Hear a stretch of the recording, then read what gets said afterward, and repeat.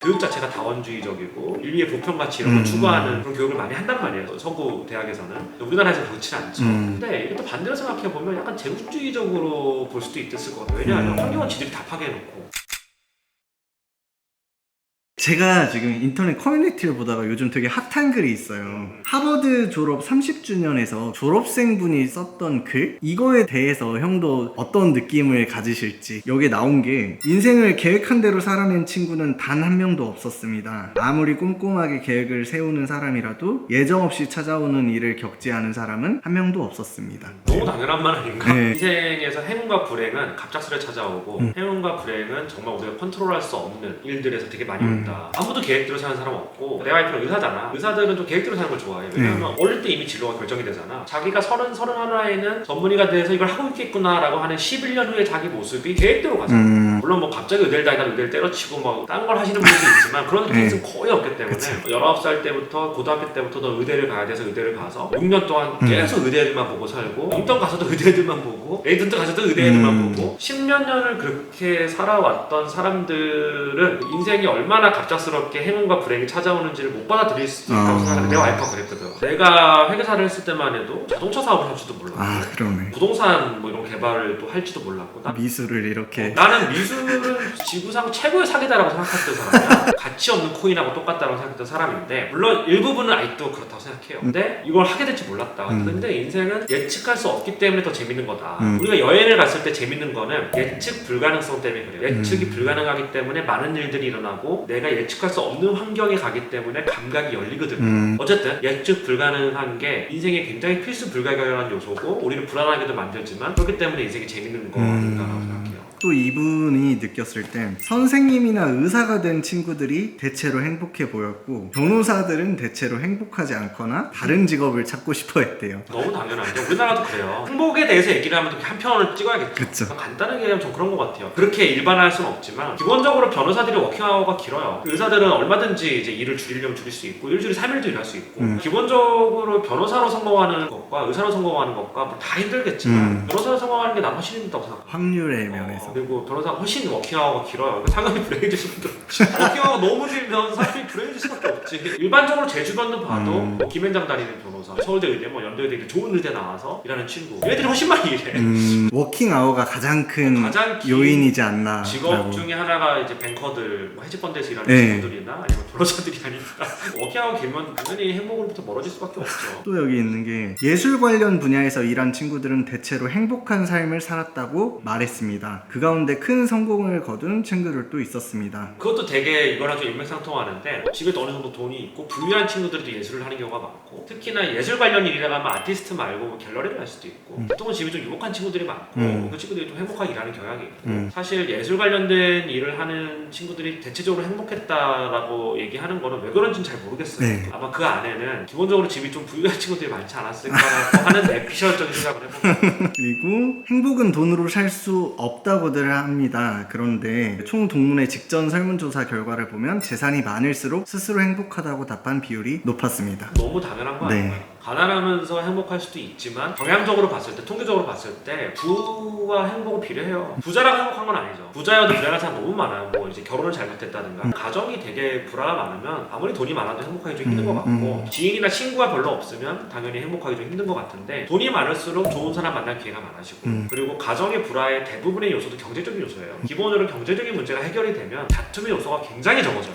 아이 키우는데 아주머니를 많이 쓸 수 있는 비용이 돈이 없는 분들은 서로 아이 누가 키우냐고 이런 것 때문에 케어를 해야 되니까. 그렇잖아요. 전 아직 아이를 안 낳아봐서 모르겠는데 선배들이 많이 하는 얘기인데 아이를 키울 때 정말 많은 것들이 돈으로 해결된대요. 그러고 돈으로 해결 안 되는 걸 부모들이 정말 신경 써주면 된다. 돈이 행복의 전부는 당연히 아니죠. 당연히 아닌데 돈과 행복은 저는 어느 정도는 비례한다고 당연한 얘기라고 너무나 뻔한 얘기라고 생각해요. 이혼한 친구들은 대체로 이혼한 뒤의 삶에 만족했습니다. 단편적인 그 연구들 몇 개 기사들만 좀 찾아보니까 사람이 얼마나 그 환경에 적응을 잘하는지에 대한 기사였어요. 결혼을 해요. 처음엔 행복도 이렇게 올라가. 다시 떨어져. 그리고 이혼을 해. 갑자기 행복도 확 떨어져. 어. 그리고 1, 2년이 지나면 다시 올라오기 시작하거든요. 그래서 이게 사람이 아무리 불행한 환경을 겪고 아무리 행복한 환경을 겪어도 행복도가 평균으로 돌아온다. 적응의 문제. 적응한다. 다 그런 거였죠. 그래서 사실 그렇지 않을까요? 대부분의 친구들이 젊은 시절 자신이 얼마나 많은 것에 대해 사사건건 비판했는지를 생각하면 놀랍도록 당황스럽다고 말했습니다. 젊을 때 혈기라고 생각해요. 저도 그랬고 사실은 누구나 느끼는 걸 생각해요. 한 20대 때 예를 들어 보면 제가 이제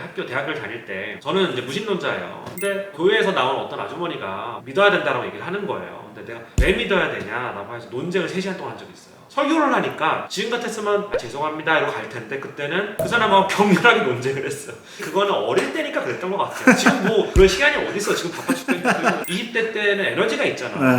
20대가 참 좋은 나이에요. 그래서 20대 대학생이 이제 뭐 부모님들 저도 이제 부모가 될 것 같은데 나도 아이를 키울 때 얘가 치기 어린 나이에 쓸데없는 걸로 논쟁하고 비판하고 해도 그거를 비판하지 말자라고 생각해요. 그 나이 때만 할 수 있는 게 있거든. 그걸 눌러버리면 그 아이에게 비판적인 사고가 성장을 못한단 말이야. 부모들 그걸 막으면 안 된다고 생각해. 한때는 뭐 진짜 스탈린 레닌주의를 공부할 수도 있는 거고 그런다고 뭐 가지고 사회주의자 되는 거 아니야. 그 현실을 깨닫게 돼. 아 이게 아니구나 싶어. 이런 걸 공부할 수도 있고 저런 걸 공부할 수도 있고 호기심이 많은 애들은 계속 생각이 바뀌어요. 그거는 되게 긍정적인 거라고 생각합니다. 저도 후회되는 부분이 있긴 있어요. 굳이 이런 거 가지고 사람들하고 싸웠어야 됐느냐 이런 건 이제 후회되는 부분도 있죠. 근데 후회되는 부분이 10%라고 하면 90%는 후회하지 않아요. 그런 성장 과정이 있었기 때문에 이런 생각을 갖게 된 거고 아무것도 논쟁하지 않고 말을 줄이고 너무 신중하게 말을 하는 사람은 전 오히려 더 음흉한 사람이라고 생각해요. 그 84학번 동문 중에는 하원원도 있고 뮤지컬 감독, 연출가도 있고 우주에 다녀온 사람도 있는데 직업이나 성취와 관계없이 강연, 토론에서 하게 되는 말, 찾게 되는 가치는 대체로 보편적인 가치로 수렴하는 것 같습니다. 사랑, 지적 자극, 훌륭한 리더십, 지속 가능한 환경, 우정, 안정 같은 것들 말입니다. 공감하고요. 근데 이게 이제 하버드라고 하는 특수한 공간, 미국에서 최고 엘리트 대학인데 사실 되게 미국적인 말 같아요. 기후에 대한 관심이라든가 뭐 비건에 대한 관심이라든가 한국하고는 조금 안 맞는 얘기인 것 같긴 해요. 한국에서도 물론 그런 운동을 하는 사람들이 많지만 확실히 미국이나 뭐 북유럽이나 이런 데서 그런 쪽에 관심이 더 많은 것 같고 어떻게 보면 서구권에서 그렇게 관심을 갖는 사람들이 많다라고 하는 거는 좀 교육 자체가 다원주의적이고 인류의 보편가치 이런 걸 추구하는 그런 교육을 많이 한단 말이에요. 서구 대학에서는. 우리나라에서 그렇지 않죠. 근데 이게 또 반대로 생각해보면 약간 제국주의적으로 볼 수도 있을 것 같아요. 왜냐하면 환경은 지들이 다 파괴해놓고 이제 와서 아시아 사람들이 공장 많이 짓고 한다, 환경을 파괴한다? 너무 모순적인 거지. 그렇지. 아니 그거는 서구에서 일어난 산업혁명 이후로 지구의 환경이 되게 안 좋아졌단 말이야. 자기들이 막 제국주의 침탈하고 식민지 건설하고 거기에 있는 뭐 나무들 다 베가고 숲 다 불태우고 막 이렇게 해서 식량을 다 자기 나라 다 가져가고 막 이랬던 전쟁도 자기들이 다 일으키고 맞아요. 그래 놓고서 이제 와서 아시아 사람들 때문에 환경이 파괴된다? 말이 안 되는 얘기고 물론 되게 선한 의도로 얘기한다고 생각을 하지만 역사적으로 거슬러 올라가 보면 먼저 반성해야 된다고 생각해. 대체로 남학생들이 소득, 직장에서의 직책, 승진 면에서 여학생보다 성과가 좋았습니다. 그래서 막 그렇지 않나요 사실? 왜냐하면 이제 여성의 사회 진출도라는 게 한국뿐만 아니라 미국에서 우리가 생각하는 되게 좋은 잡이라고 하는 게 컨설팅 펌이라든가 뭐 특히 요즘은 헤지펀드 뭐 이쪽인데 여자가 살아남기에는 쉽지 않은 영역이잖아요. 육아의 문제도 있겠지만 기본적으로 좀 여의도 금융권에서 그런 얘기 좀 많이 하더라고요. 뭐 금융이라는 게 접대도 되게 중요하고 술 먹고 자기들끼리 막 하는 건 중요한데 아무래도 남자들 사이에서 여성이 뭐 그렇게 뭐 하는 게 쉽지가 않으니까